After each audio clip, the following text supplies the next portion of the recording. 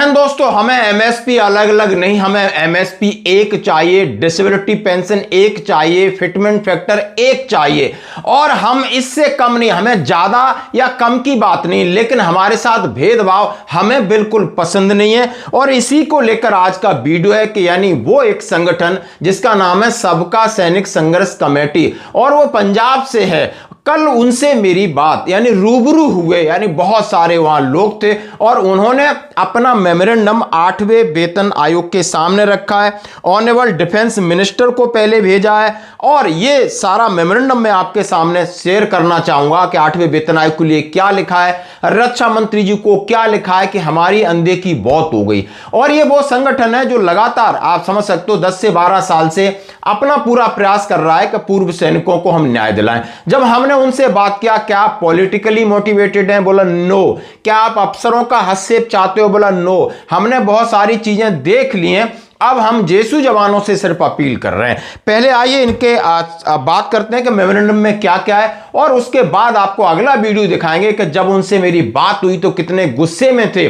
मैंने बहुत सारे सवाल पूछे, एक एक वो सवाल पूछा कि आखिर आपको आपके साथ क्या हुआ है। उन्होंने बोला पिछले 10 से 12 साल तक हमारे साथ छल हो रहा है। हर कोई हमारा नाम लेता है और फायदा अपना लेता है, हमें उनके फायदे से कोई मतलब नहीं, लेकिन हमें उनका साथ नहीं चाहिए। तो आइए वो वीडियो मैं आपको पूरी लाइव टेलीकास्ट दिखाऊंगा, लंबी है, लेकिन इनके मेमोरेंडम की आज बात करना चाहता हूं। उन्होंने पूर्व सैनिक जवानों के मांग पत्र को 8th पे कमीशन को अग्रसर करने संबंधी पत्र यानी 8वें वेतन आयोग को यह लेटर भेजा है। इसके साथ माननीय रक्षा मंत्री जी को भी उन्होंने 10 अप्रैल 2026 को लिख दिया है। श्रीमान सविनय निवेदन है कि सबका सैनिक संघर्ष कमेटी पिछले 16 सालों से जवानों की जायज मांगों को लेकर संघर्ष कर रही है, जिसमें जंतर मंतर पर 10 दिन की भूख हड़ताल हो, रामलीला मैदान पर 11 दिन की भूख हड़ताल हो, 2 बार पानी की टंकी पर चढ़कर प्रदर्शन हो, पाकिस्तान से आने वाली सद्भावना बस को रोकना हो, जंतर मंतर पर पॉइजन पीकर सुसाइड करना, ब्यास रेलवे स्टेशन पर 2013 को रेल रोको और उसके बाद शंभू रेलवे स्टेशन पर 14 घंटे का 20 फरवरी 2023 को और उन्होंने 1 साल जंतर मंतर पर लगातार अनिश्चितकालीन धरना प्रदर्शन किया है, आप समझ सकते हो। और इंडिया गेट आदि सैकड़ों बार प्रदर्शन कर चुके। आप प्रदर्शन की आपने इतिहास देख लिया। तो ये वो संगठन है जो धरातल पे आके निडर होके काम करता है और जवानों के लिए, विडोज के लिए, जेसीओ के लिए, सर्विंग के लिए, पेंशनर्स के लिए। तो आइए इन्होंने क्या लिखा है। श्रीमान जी 6ठे पे कमीशन से लेकर 7वें कमीशन और उन्होंने कहा है जो भी आरोपी, वो आरोपी 3, वो आरोपी 2, वो आरोपी 1 में जिस तरीके से हमें वन पेंशन का फायदा नहीं हुआ है और वह भी अनुचित तरीके से अफसर को दे दिया गया, यानी हमारा फायदा अफसरों को दिया, जैसा कि उन्होंने रक्षा मंत्री जी को चिट्ठी लिखा है।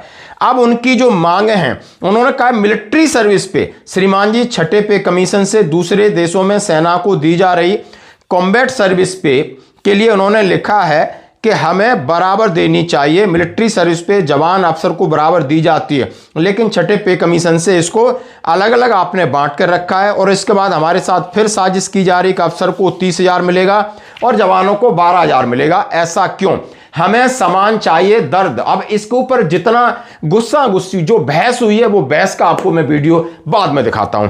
अब डिस्क्रिमिनेशन इन 7th CPC, उन्होंने कहा है कि जो पे लेवल 1 से लगाकर 18 तक 7वें वेतन आयोग में हमें, जब हमारी एक तो तनख्वाह कम है, रैंक छोटा है और हमें फिटमेंट फैक्टर भी छोटा दे दिया गया। क्यों भाई? फिटमेंट फैक्टर तो आप कॉमन रख सकते थे और जिनकी तनख्वाह बड़ा है फिटमेंट फैक्टर भी उनको बढ़ा दे दिया गया, यानी जो अंतर है वो बहुत ज्यादा है। ये कौन सा लॉजिक है? आखिर क्या अंतर है? मैं इस लॉजिक को नहीं समझ पा रहा हूं। श्रीमान जी हमारी मांग है कि 8th पे कमीशन में जवानों के साथ 7वें कमीशन में हुए अन्याय को दूर करते हुए जवानों को 3.5 का पे फिटमेंट फैक्टर, अफसर को 2.5 का पे फैक्टर दिया जाए ताकि जवानों को सही तरीके से न्याय मिल सके। इन्होंने अपना ही लॉजिक दिया है, यानी अफसरों को कम, जवानों को ज्यादा। डिस्क्रिमिनेशन एंड डिसेबिलिटी पेंशन की बात उन्होंने रखा है। जैसा उन्होंने कहा श्रीमान जी अमेरिका, कनाडा आदि देशों में जवानों अफसरों को बराबर डिसेबिलिटी पेंशन दी जाती है और यहां भी उन्होंने कहा है बराबर डिसेबिलिटी पेंशन मिलनी चाहिए। और उन्होंने कहा है यह जवानों के ह्यूमन राइट का घोर उल्लंघन है। उन्होंने कहा है कि जब कोई जवान घायल हो, बीमार हो तो दवा एक बराबर मिलती है, और तो उसका मुआवजा भी एक बराबर होना चाहिए। इसके ऊपर आपकी क्या। जवान की विडो पेंशन का उन्होंने कहा है कि 70 साल तक जवानों को विडो पेंशन। सर्विस पेंशन के बारे में उन्होंने लिखा है कि यानी जो अंतर है, जो बढ़ने का अंतर है, वो आरओपी के साथ साथ लगभग अफसरों को 670% बढ़ी है और जवानों को लगभग 430% बढ़ी है। यानी इतना भेदभाव क्यों। आरओपी बेनिफिट, प्रीमेचर रिटायरमेंट को आरओपी बेनिफिट की बात की है। जैसा कि क्या क्या बात हुई है वो आपको धरातल पर किस तरीके से बात की है, क्या लॉजिक रखा है, वो आपको अगला वीडियो हमारा देखना होगा। रिगार्डिंग गिविंग बेनिफिट ग्रेड 2 अफसर टू जेसीओस, और जेसीओ के लिए क्लास 2 अफसर। ऑनरी रैंक कमीशन के लिए फायदा। रिजर्विस्ट पेंशनर है उन भाइयों का, उनको भी आरओपी में शामिल करना। आर्मी अफसर are not eligible for ROP, सीधा सीधा कहा है आर्मी अफसर को आरओपी लेने का कोई अधिकार है ही नहीं। फिर ये मांग उठी है, उन्होंने कहा है कि जितने पैरामिलिट्री फोर्सेस हैं वो जवान भी, उनको भी फिर वो आरओपी दी जाए, वो भी से अर्धसैनिक हैं, जबकि उन्हें नौकरी करना, सेवा करने का अवसर लगभग 57-58 तक दिया जाता है और हमारे अधिकारियों को भी इतना लंबा समय मिलता है। हमारे जेसीयू जवानों को जल्दी फौज से सेवानिवृत्ति मिलती है, इसलिए उन्होंने कहा है कि इनको आरओपी नहीं दीजिए और अपना पैसा बचाइए, सीधा सीधा कहा। Regarding cancellation of Agniveer scheme के ऊपर भी बात की है कि अग्निवीर स्कीम में सुधार करिए, परमानेंट कीजिए या उनका कैंसिलेशन कीजिए। रिगार्डिंग उन्होंने कहा है कि ऑपरेशन सिंदूर में जो अग्निवीर शहीद हुए हैं उनको सहायता दी जाए। और बड़ा मुद्दा है बटमैनी का, यानी बटमैनी सिस्टम है जो black spot on the name of the Indian army. श्रीमान जी, सेना में बटमैन का मतलब सेना के अफसर के लिए फ्री नौकर, गुलाम जो 24 घंटे दिन रात सेवा में हाजिर रहता है। श्रीमान जी, बटमैन सिस्टम अंग्रेजों के समय का है। अफसर अंग्रेज और जवान हमारे देश के गुलाम भारत के होते थे। बटमैन सिस्टम से अंग्रेज अफसर भारतीय जवानों को नीचा दिखाकर और उनका शोषण करते थे ताकि भारत का कोई जवान उनके सामने सर उठाकर चलने की हिम्मत, बोलने की हिम्मत न हो। लेकिन अफसोस है कि भारत के आज़ाद और इतना समय हो गया है और ये इसी तरह अभी लागू है। इस सिस्टम को बंद किया जाए। हमारे अफसरों ने अंग्रेज अफसरों से भी कई गुना ज़्यादा जवानों के साथ ऊंच नीच भेदभाव, गुलामों से भी ज़्यादा बदतर व्यवहार करना शुरू कर दिया है। इस समय अफसर ने अपने पास तकरीबन 1 लाख से ज़्यादा जवानों को नौकर बनाकर रखा हुआ है।